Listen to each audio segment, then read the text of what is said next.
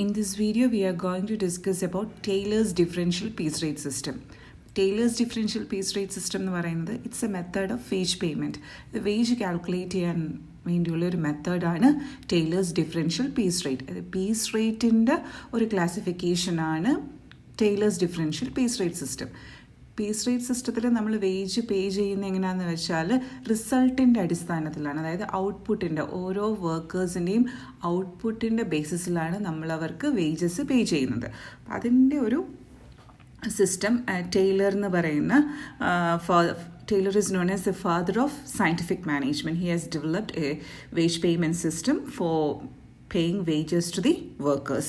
അപ്പോൾ അദ്ദേഹം ഇങ്ങനൊരു സിസ്റ്റം ഡെവലപ്പ് ചെയ്തെടുത്തിട്ടുണ്ട്. എന്താണ് ഈ Taylor's differential piece rate system എന്ന് നോക്കാം. ഇപ്പോൾ പീസ് റേറ്റ് സിസ്റ്റത്തിൻ്റെ ഫോർമുല എന്ന് പറയുന്നത് എപ്പോഴും ഏതായിക്കോട്ടെ, ടൈലേഴ്സ് ആണെന്നുണ്ടെങ്കിലോ സ്ട്രേറ്റ് പീസ് റേറ്റ് സിസ്റ്റം ആണെന്നുണ്ടെങ്കിലോ അല്ലാന്നുണ്ടെങ്കിൽ മെറിക്സ്, അങ്ങനെ പല പീസ് റേറ്റ് സിസ്റ്റംസ് ഉണ്ട്. അപ്പോൾ ഈ സിസ്റ്റത്തിൻ്റെ എല്ലാം ബേസിക് ഫോർമുല എന്ന് പറയുന്നത്, വേജ് കാൽക്കുലേഷൻ്റെ ഫോർമുല എന്ന് പറയുന്നത് number of units produced into rate per unit. അതെപ്പോഴും ഓർത്തിരിക്കണം. അതായത് പീസ് റേറ്റ് സിസ്റ്റത്തിൻ്റെ അണ്ടറിൽ വരുന്ന എല്ലാ മെത്തേഡ്സിൻ്റെയും ബേസിക് ഫോർമുല എന്ന് പറയുന്നത് number of units produced into rate per unit. പിന്നീട് എന്തെങ്കിലുമൊക്കെ ചെറിയ ചെറിയ മാറ്റങ്ങൾ വരും, അത്രയേ ഉള്ളൂ. ഓരോ മെത്തേഡും ചെറുതായിട്ട് ചെറിയ ചെറിയ വേരിയേഷൻ ഉണ്ട്, but basic formula remains the same. Time rate സിസ്റ്റത്തിൻ്റെ ഫോർമുല നമ്മൾ കണ്ടായിരുന്നു. ടൈം റേറ്റ് സിസ്റ്റത്തിൽ എങ്ങനെയാണ് വരുന്നത്? Time into rate. Time can be number of hours, number of days, number of weeks, അങ്ങനെ എന്തോ ആവാം. അതായത് ഒരു ടൈം പീരീഡ് അവിടെ യൂസ് ചെയ്യണം. ഇൻറ്റു റേറ്റ് പെർ അവറാണ് യൂസ് ചെയ്യുന്നതെങ്കിൽ റേറ്റ് പെർ അവർ, ഡേ ആണ് നമ്മൾ യൂസ് ചെയ്യുന്നതെങ്കിൽ റേറ്റ് പെർ ഡേ, അങ്ങനെ പോകും. Okay, piece rate system ഓർത്തിരിക്കുകയാണ്. Number of units produced into rate per unit. This is the basic formula for calculating wages as per piece rate system. അത് Taylor ആയാലും Merrick ആണെന്നുണ്ടെങ്കിലും straight piece rate system ആണെങ്കിലും എല്ലാം ഈ basic formula ഇത് തന്നെ ആയിരിക്കും. Okay, ഇനി നമുക്ക് ടൈലേഴ്സ് സിസ്റ്റം എന്താണെന്ന് നോക്കാം. Taylor's differential piece rate system. Taylor's differential piece rate സിസ്റ്റത്തിൽ a standard time is fixed for each job.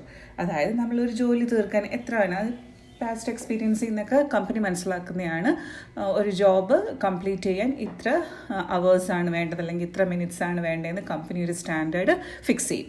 Okay, അത് കുറച്ച് സ്റ്റഡിയൊക്കെ നടത്തിയിട്ടായിരിക്കും കമ്പനി അത് ഫിക്സ് ചെയ്യുന്നത്.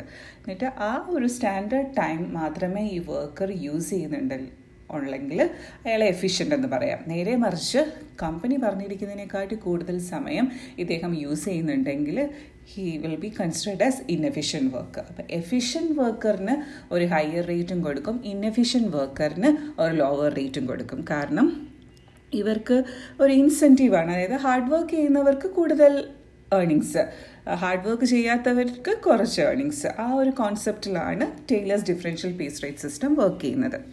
So under this system, a standard time is fixed for each job.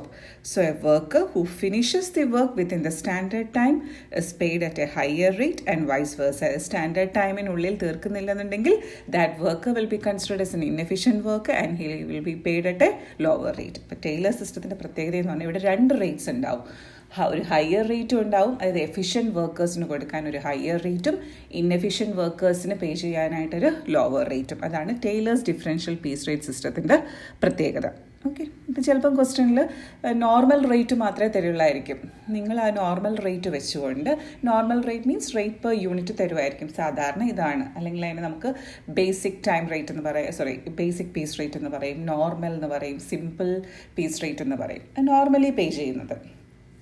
അതിൻ്റെ കൂടെ ചിലപ്പം കുറച്ചും high efficiency കൂടുതലുള്ളവർക്ക് കുറച്ചും കൂടെ പെർസെൻറ്റേജ് കൂട്ടി കൊടുക്കണമെന്നൊക്കെ പറയും. ആ ഒരു ചെറിയ കാൽക്കുലേഷൻ നിങ്ങൾ ചെയ്യേണ്ടി വരും. അത്രയേ ഉള്ളൂ ടൈലേഴ്സ് ഡിഫറൻഷ്യൽ പീസ് റേറ്റ് സിസ്റ്റത്തിൽ. എനിവേ ഓർത്തിരിക്കേണ്ട കാര്യം, ദർ വിൽ ബി 2 റേറ്റ്സ്. ഒരു ഹയർ റേറ്റും ഉണ്ടാവും, ഒരു ലോവർ റേറ്റും ഉണ്ടാവും. അത് ഒന്നീ ഡയറക്റ്റ്ലി തന്നിരിക്കും ഈ ഹയർ റേറ്റും ലോവർ റേറ്റും, അല്ലെങ്കിൽ അത് കണ്ടുപിടിക്കാനുള്ള, കാൽക്കുലേറ്റ് ചെയ്തെടുക്കാനുള്ള ഹിൻഡ് ക്വസ്റ്റ്യനിൽ തന്നിരിക്കും. ആ ഹിൻഡ് വെച്ചുകൊണ്ട് ആദ്യം നിങ്ങൾ ഹയർ റേറ്റും കാൽക്കുലേറ്റ് ചെയ്തെടുക്കണം, ലോവർ റേറ്റും. ഹയർ റേറ്റ് ആർക്കാണ് കൊടുക്കുന്നത്?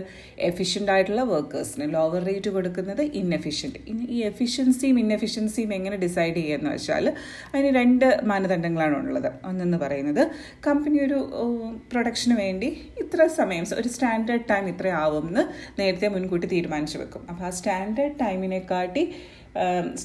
ടൈമും പിന്നെ ഈ വർക്കർ എടുക്കുന്ന ആക്ച്വൽ ടൈമും തമ്മിലുള്ളൊരു കമ്പാരിസൺ, അതായത് സ്റ്റാൻഡേർഡ് ടൈമിനെക്കാട്ടിൽ കൂടുതൽ ഇയാൾ ആക്ച്വൽ ടൈം യൂസ് ചെയ്യുകയാണെന്നുണ്ടെങ്കിൽ he will be considered as an inefficient worker and he will be paid lower rate.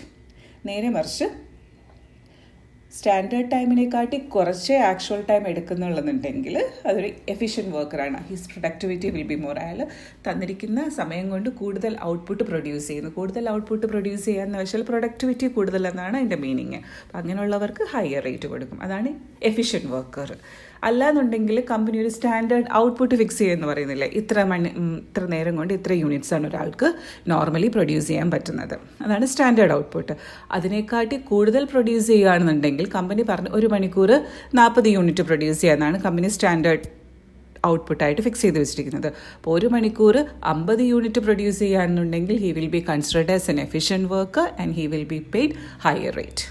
നേരെ മറിച്ച് കമ്പനി 1 മണിക്കൂറിൽ 40 യൂണിറ്റാണ് സ്റ്റാൻഡേർഡായിട്ട് ഫിക്സ് ചെയ്ത് വെച്ചിരിക്കുന്നത്, സ്റ്റാൻഡേർഡ് ഔട്ട്പുട്ട് എന്ന് പറഞ്ഞാൽ. ഈ പെർട്ടിക്കുലർ വർക്കർ 30 യൂണിറ്റ്സേ പ്രൊഡ്യൂസ് ചെയ്യുന്നുള്ളെങ്കിൽ അതിനെന്ത് മനസ്സിലാക്കാം?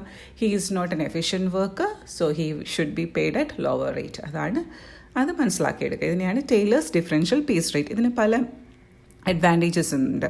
ഒന്നെന്ന് പറയുന്നത് എഫിഷ്യൻസിക്ക് റിവാർഡ് ചെയ്യപ്പെടും. നമ്മളുടെ എഫിഷ്യൻസി നല്ലതാണെന്നുണ്ടെങ്കിൽ, ബെറ്റർ എഫിഷ്യൻസിയാണ് ഒരു വർക്കർ കാഴ്ചവെക്കുന്നതെങ്കിൽ he will be rewarded more. അപ്പോൾ അതൊരു മോട്ടിവേഷനാണ് വർക്കേഴ്സിന് നല്ല രീതിയിൽ വർക്ക് ചെയ്യാനുള്ള. പിന്നീട് കൂടുതൽ പ്രൊഡ്യൂസ് ചെയ്യുന്നവർക്ക് കൂടുതൽ വേജസ് കിട്ടും എന്നുള്ളൊരു ഇൻസെൻറ്റീവ് ഉണ്ട്.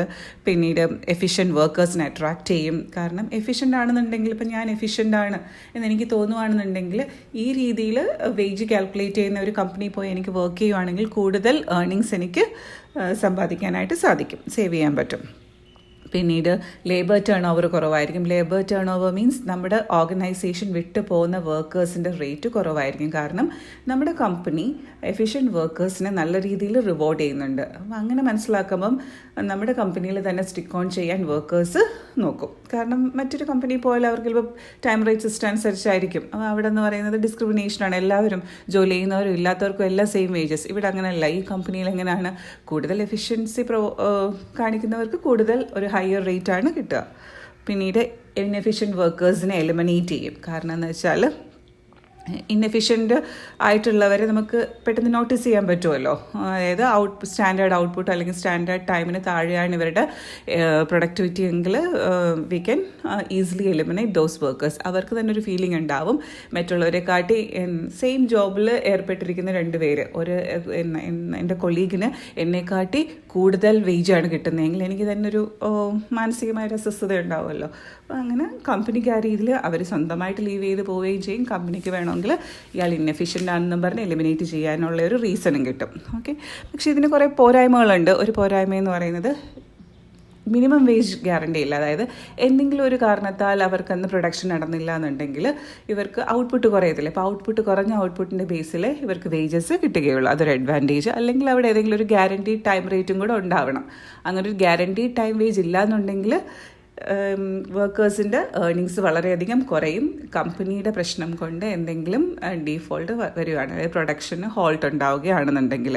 പിന്നീട് ബിഗിനേഴ്സിനും സ്ലോ വർക്കേഴ്സിനും ഒക്കെ ഇത് ഒരു ഡീമോട്ടിവേഷനാണ്. ബിഗിനേഴ്സ് എന്ന് പറഞ്ഞാൽ പുതിയതായിട്ട് ജോയിൻ ചെയ്യുന്നവർക്ക് ഫാസ്റ്റായിട്ട് പ്രൊഡ്യൂസ് ചെയ്യാൻ പറ്റില്ലല്ലോ. അപ്പോൾ അവർക്ക് കുറച്ച് സമയം എടുക്കും. ആ സമയങ്ങളിൽ അവർക്ക് വളരെ കുറച്ച് വേജസേ കിട്ടുകയുള്ളൂ. പിന്നീട് ഒരു ഡിസ്ക്രിമിനേഷനാണ്. അതായത് ഇൻഎഫിഷ്യൻറ്റ് വർക്കർ, എഫിഷ്യൻറ്റ് വർക്കർ എന്ന് പറഞ്ഞൊരു വലിയ രീതിയിലൊരു ഡിസ്ക്രിമിനേഷൻ അവിടെ ഉണ്ടാവും. അത് വർക്കേഴ്സിനെ മെൻ്റലി എഫക്റ്റ് ചെയ്യുന്ന ഒരു കാര്യമാണ്. പിന്നീട് സെയിം ജോബ് തന്നെ അതിൻ്റെ കോസ്റ്റ് കാൽക്കുലേറ്റ് ചെയ്യുമ്പോൾ ഡിഫറൻസ് ഉണ്ടാവും. കാരണം എഫിഷ്യൻ്റ് ആയിട്ടുള്ള വർക്കേഴ്സ് പ്രൊഡ്യൂസ് ചെയ്യുന്നത് അവർ കുറച്ച് സമയം കൊണ്ട് അവർ പ്രൊഡ്യൂസ് ചെയ്യുന്നത്, അപ്പോൾ കോസ്റ്റ് അത്രയും കണ്ട് കുറയില്ലേ. അപ്പോൾ ഇൻഎഫിഷ്യൻറ്റ് വർക്കേഴ്സാണ് ഇത് പ്രൊഡ്യൂസ് ചെയ്യുന്നത്. സെയിം പ്രോഡക്റ്റിന് അവർ പ്രൊഡ്യൂസ് ചെയ്യുമ്പോൾ അവർ കൂടുതൽ ടൈം എടുക്കുന്നു. അങ്ങനെ ലേബർ കോസ്റ്റ് കൂടുന്നു. ഇപ്പോൾ ലേബർ കോസ്റ്റുള്ള മാത്രമല്ല ബാക്കിയുള്ള ചിലവുകളും കൂടുന്നുണ്ട്.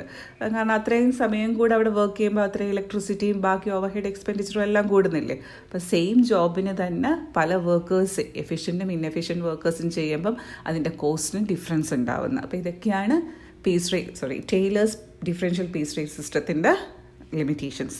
അപ്പോൾ തിയറി ആയിട്ടും പഠിച്ചു വെച്ചേക്കണം എന്താണ് Taylor's differential piece rate system, അതിൻ്റെ അഡ്വാൻറ്റേജസ് എന്താണ്, ലിമിറ്റേഷൻസ് എന്താണെന്ന്. Taylor's differential piece rate system എന്ന് പറഞ്ഞാൽ എന്താണ്? Under the system a standard time will be fixed for each job. എന്നിട്ട് അതിൻ്റെ ബേസിൽ സ്റ്റാൻഡേർഡ് ടൈമിനുള്ളിൽ അല്ലെങ്കിൽ standard output will be fixed. അതിൻ്റെ ബേസിൽ ഇപ്പോൾ സ്റ്റാൻഡേർഡ് ടൈമോ അല്ലെങ്കിൽ സ്റ്റാൻഡേർഡ് ഔട്ട്പുട്ടിൽ എത്തിച്ചേരാൻ കഴിയുന്നവരെ എഫിഷ്യൻറ്റ് വർക്കേഴ്സ് എന്ന് പറയും. അതിന് മുകളിലാണെങ്കിലും എഫിഷ്യൻറ്റ് വർക്കർ തന്നെ, പക്ഷേ അതിൽ കുറവാണ് അവരുടെ പെർഫോമൻസ് എങ്കിൽ അവരെ ഇൻഎഫിഷ്യൻറ്റ് വർക്കേഴ്സ് എന്ന് പറയും. എഫിഷ്യൻറ്റ് വർക്കേഴ്സിന് ഒരു ഹയർ റേറ്റും കൊടുക്കും, ഇൻഎഫിഷ്യൻറ്റ് വർക്കേഴ്സിൻ്റെ റേറ്റ് ലോവറും ആയിരിക്കും. ഇതാണ് Taylor's differential piece rate system. നമുക്കൊരു എക്സാമ്പിൾ നോക്കാം.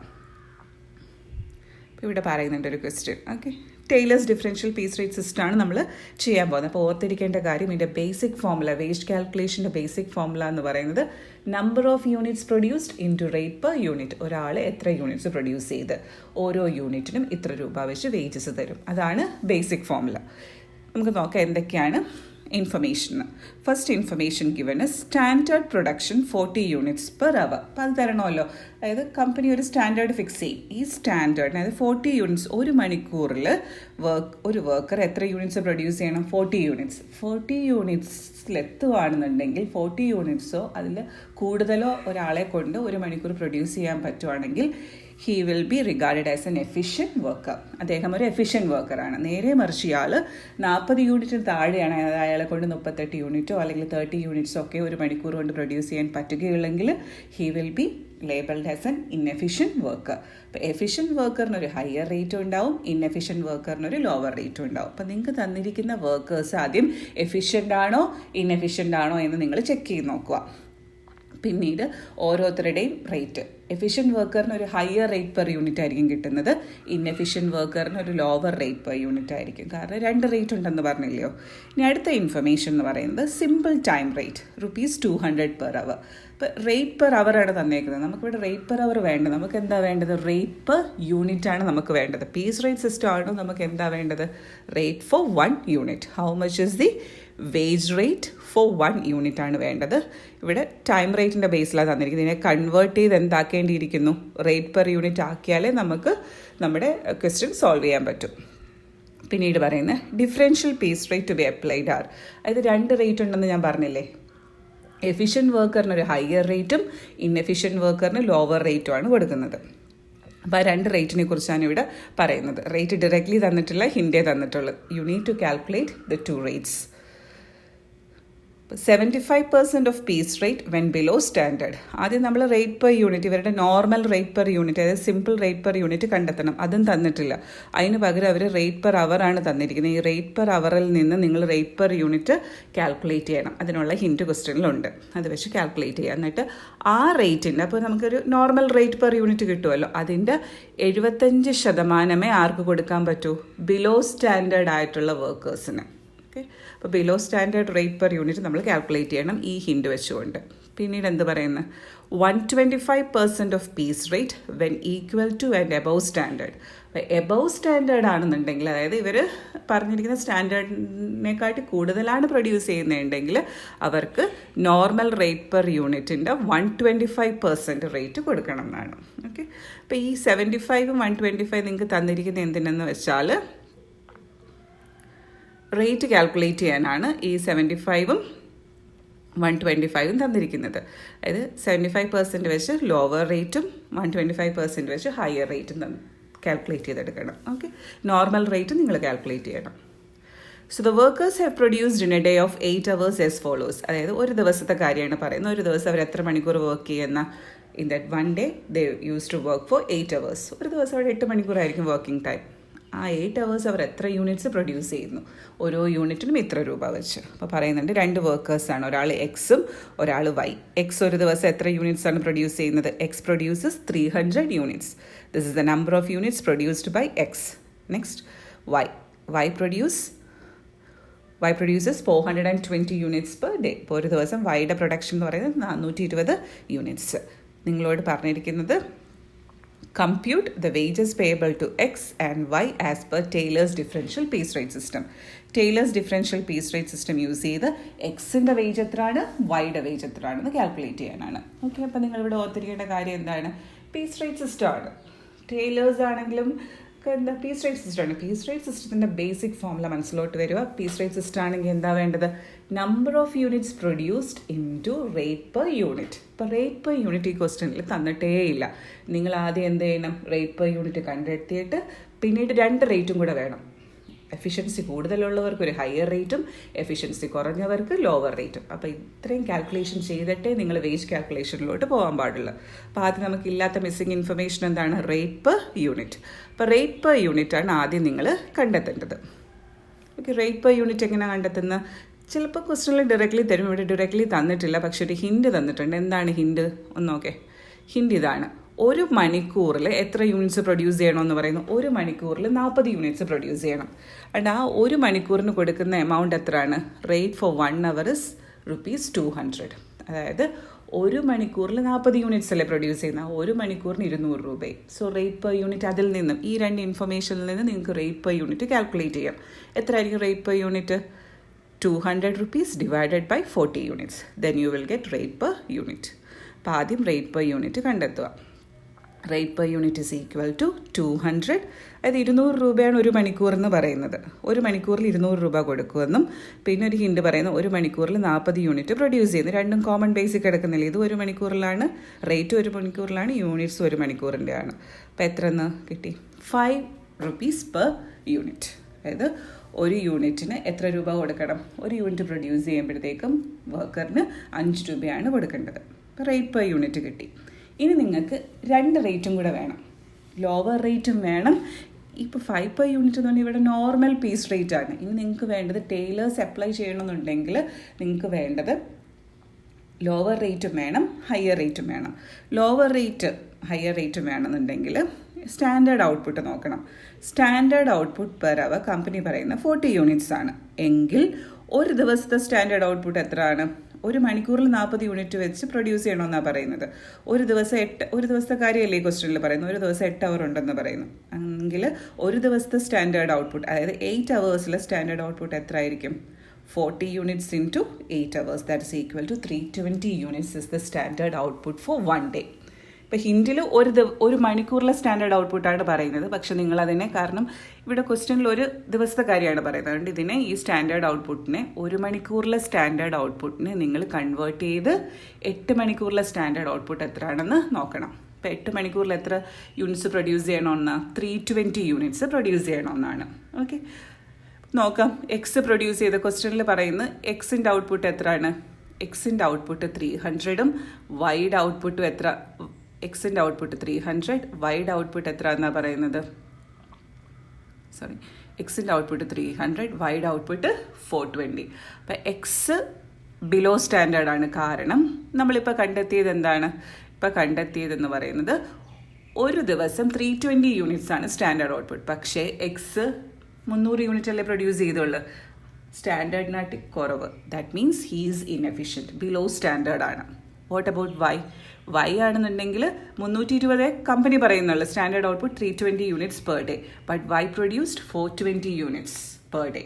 വൈ 420 യൂണിറ്റ്സ് പ്രൊഡ്യൂസ് ചെയ്യുക. അതിൻ്റെ മീനിങ് വൈ എബവ് സ്റ്റാൻഡേർഡ് ആണ്. കാരണം സ്റ്റാൻഡേർഡ് ഔട്ട്പുട്ടിനെക്കാട്ടി കൂടുതലാണ് അദ്ദേഹത്തിൻ്റെ പ്രൊഡക്ടിവിറ്റി. ഓക്കെ, അപ്പം എക്സിന് ലോവർ റേറ്റും ആണ് കൊടുക്കേണ്ടത്, വൈക്ക് എന്താണ് കൊടുക്കേണ്ടത്? ഹയർ റേറ്റും ആയിരിക്കണം കൊടുക്കേണ്ടത്. ഇനി നമുക്ക് ലോവർ റേറ്റും ഹയർ റേറ്റും കാൽക്കുലേറ്റ് ചെയ്തെടുക്കാം. ലോവർ റേറ്റും ഹയർ റേറ്റ് എങ്ങനെയാണ് ഇവിടെ പറയുന്നുണ്ട്. ലോവർ റേറ്റ് എങ്ങനെയാണെന്ന് ലോവർ റേറ്റ് ക്വസ്റ്റനിൽ പറയുന്നത് 75% of piece rate when below standard.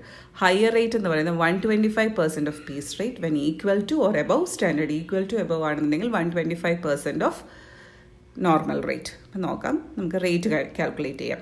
Below standard rate, നമ്മുടെ നോർമൽ റേറ്റ് നമ്മൾ കണ്ടുപിടിച്ചു 5 പെർ യൂണിറ്റ്. 5 ഇൻറ്റു 75%. അപ്പോൾ ബിലോ സ്റ്റാൻഡേർഡ് ആയിട്ടുള്ളവർക്ക് എത്ര രൂപ കൊടുത്താൽ മതി? ഒരു യൂണിറ്റിന് 3.75 റുപ്പീസ് വെച്ച് കൊടുത്താൽ മതി. എബോവ് സ്റ്റാൻഡേർഡ് ആയിട്ടുള്ളവർക്ക് എത്ര കൊടുക്കണം? നോർമൽ റേറ്റ് എന്ന് പറഞ്ഞാൽ 5 രൂപ നമ്മളിവിടെ കണ്ടുപിടിച്ചു.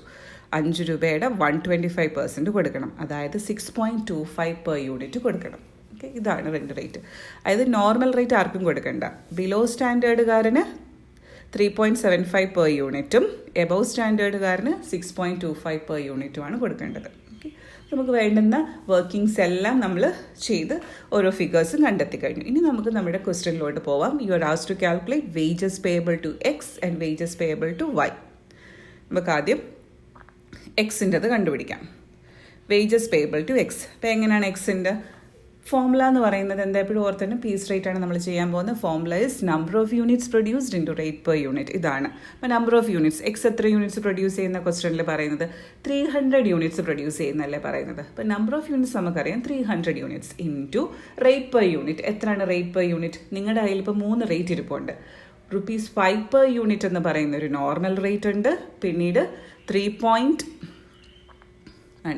5 പെർ യൂണിറ്റ് എന്ന് പറയുന്ന ഒരു നോർമൽ റേറ്റ് ഉണ്ട്. പിന്നീട് 3.75 പെർ യൂണിറ്റ് എന്ന് പറയുന്ന ലോവർ റേറ്റ് ഉണ്ട്. 6.25 പെർ യൂണിറ്റ് എന്ന് പറയുന്ന ഹയർ റേറ്റും ഉണ്ട്.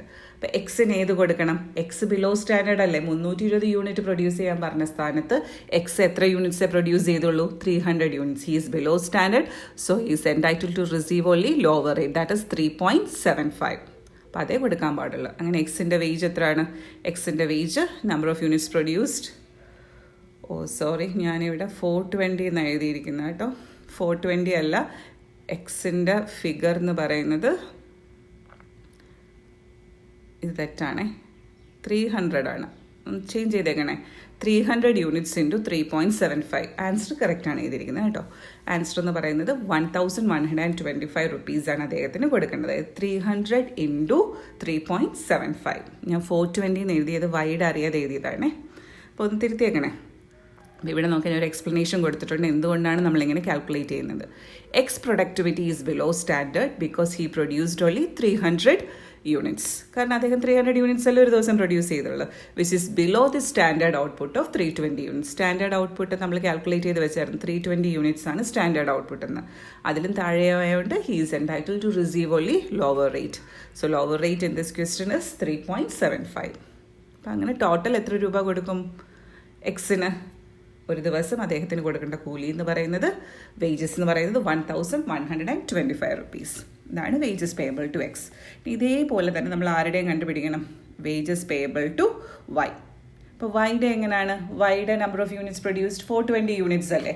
420 എന്ന് പറയുന്നത് നമ്മുടെ സ്റ്റാൻഡേർഡ് ഔട്ട്പുട്ടിനെക്കാട്ടി കൂടുതലാണ്. സ്റ്റാൻഡേർഡ് നമ്മൾ കാൽക്കുലേറ്റ് ചെയ്ത് വെച്ച് ഒരു ദിവസം 320 യൂണിറ്റ് ആണ് സ്റ്റാൻഡേർഡ്. 320ൻ്റെ സ്ഥാനത്ത് Y produce 420. So he is more efficient, his productivity is better. അതുകൊണ്ട് നമ്മൾ ഏത് റേറ്റ് കൊടുക്കണം? He should be paid a higher rate. Higher rate ആണ് അദ്ദേഹത്തിന് കൊടുക്കേണ്ടത്. ഓക്കെ, ഞാനിവിടെ തിരിച്ചാണ് എഴുതിയിരിക്കുന്നത്. ഹയർ റേറ്റ് കൊടുക്കേണ്ടത് number of units produced by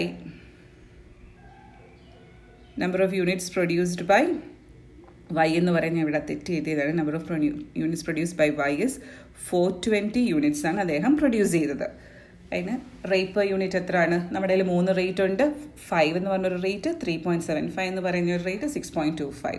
അതിൻ്റെ എഫിഷ്യൻസി കൂടുതലായതുകൊണ്ട് we should pay him higher rate. Higher rate here is 6.25. അതായത് 420 units into 6.25, that is equal to ₹2625.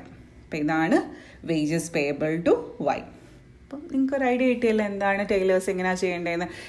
Piece rate system ആണെന്നുണ്ടെങ്കിൽ അതിൻ്റെ ഏത് ഫോമാണ് ആയിക്കോട്ടെ, ടൈലേഴ്സ് ഉണ്ട്, സ്ട്രേറ്റ് പീസ് റേറ്റ് സിസ്റ്റം ഉണ്ട്, മെറിക്സ് ഉണ്ട്, അങ്ങനെ പല സിസ്റ്റംസ് ഉണ്ട്.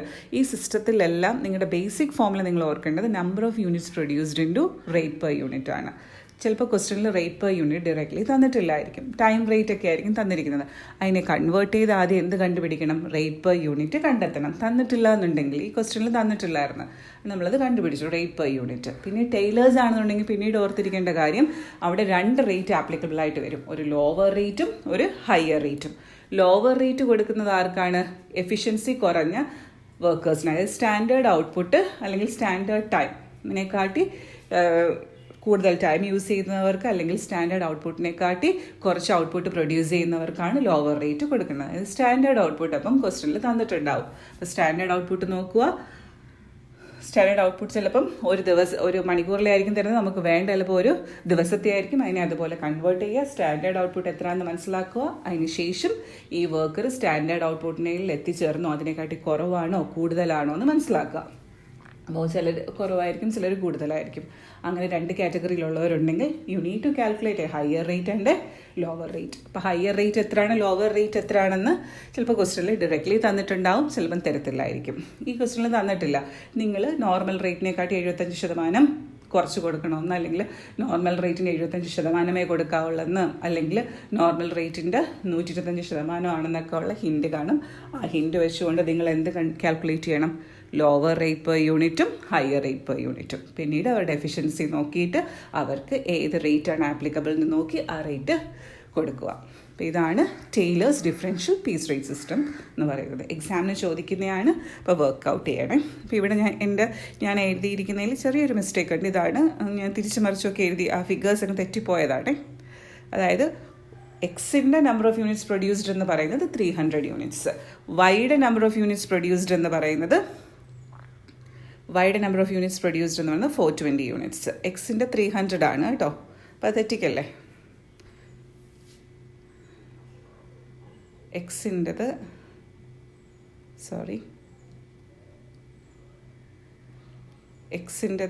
നമ്പർ ഓഫ് യൂണിറ്റ്സ് പ്രൊഡ്യൂസ്ഡ് 420 അല്ല 300. ഞാൻ 320 ആണോ പറഞ്ഞതെന്നൊരു സംശയമുണ്ട്. 300 ആണ്. അതായത് ക്വസ്റ്റ്യനിൽ തന്നിരിക്കുന്നതാണ് നിങ്ങൾ യൂസ് ചെയ്യേണ്ടത്. ഈ ആൻസേഴ്സ് ഒക്കെ കറക്റ്റാണ്, ഞാൻ ഇവിടെ യൂസ് ചെയ്തതാണ് തെറ്റിപ്പോയത്. 300 യൂണിറ്റ്സ് ആണ്. ഒന്നുകൂടെ പറയുകയാണ്, എക്സിൻ്റെ നമ്പർ ഓഫ് യൂണിറ്റ്സ് പ്രൊഡ്യൂസ്ഡ് 300 ആണ്. ബിലോ സ്റ്റാൻഡേർഡ് ആയതുകൊണ്ട് he should B pay 3.75 rupees. That is ₹1,125. ഇനി ഇതൊക്കെ ചെയ്തതിന് ശേഷം നിങ്ങൾ ചെയ്യേണ്ട ഒരു കാര്യം എന്ന് വെച്ചാൽ ഹോംവർക്ക് ഉണ്ട്. ഹോംവർക്ക് ഇതാണ്, you need to solve practical problem number 1. അത് നിങ്ങളുടെ ടെക്സ്റ്റ് ബുക്കിൽ ഫസ്റ്റ് ക്വസ്റ്റ്യൻ സോൾവ് ചെയ്യുക. Taylor's differential piece rate system അനുസരിച്ച് സോൾവ് ചെയ്യുക. ഈ വീഡിയോ നല്ല രീതിയിൽ കേൾക്കുകയാണെന്നുണ്ടെങ്കിൽ you will be able to solve it very quickly. ഇപ്പം നോക്കിക്കോണേ, ചെയ്ത് കംപ്ലീറ്റ് ചെയ്യണം. ഇനി ശേഷം അടുത്തൊരു വീഡിയോ അപ്ലോഡ് ചെയ്യും. അതിനകത്ത് ഡിഫറൻഷ്യൽ പീസ് റേറ്റ് സിസ്റ്റം തന്നെയാണ് ഡിസ്കസ് ചെയ്യുന്നത്. വേറൊരു മെത്തേഡ്, ടെയ്ലറിനെ പോലെ തന്നെ കുറച്ചും കൂടെ മാറ്റമുള്ള, ചെറിയൊരു മാറ്റം മാത്രമേ ഉള്ള വേറൊരു മെത്തേഡാണ് Merrick's differential piece rate system. അടുത്ത വീഡിയോയിൽ ഡിസ്കസ് ചെയ്യും, അതും കേൾക്കുക. Okay, thank U.